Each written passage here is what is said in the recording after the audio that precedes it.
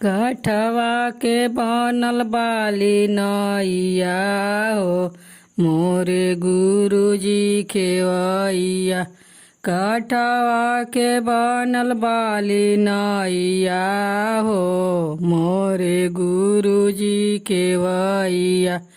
ओहिया नैया में ब्रह्मा जी बैठे, ओहिया नैया में ब्रह्मा विष्णु बैठे। सातवा में बैठे लक्ष्मी मैया हो मोरे गुरुजी खेवैया। बीचवा में बैठे लक्ष्मी मैया हो मोरे गुरुजी खेवैया। कठवा के बनल बाली नैया हो हमारे गुरुजी खेवैया। ओहिया नैया में शंकर गणपति बैठे, ओहिया नैया में शंकर गणपति बैठे। बीचवा में बैठे गौरा मैया हो मोरे गुरुजी खेवैया।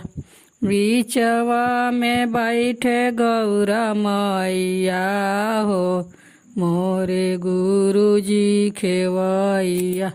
कठवा के बनल बाली नैया हो मोरे गुरुजी खेवैया। ओहिया नैया में राम लक्ष्मण बैठे, ओहिया नैया में राम लक्ष्मण बैठे।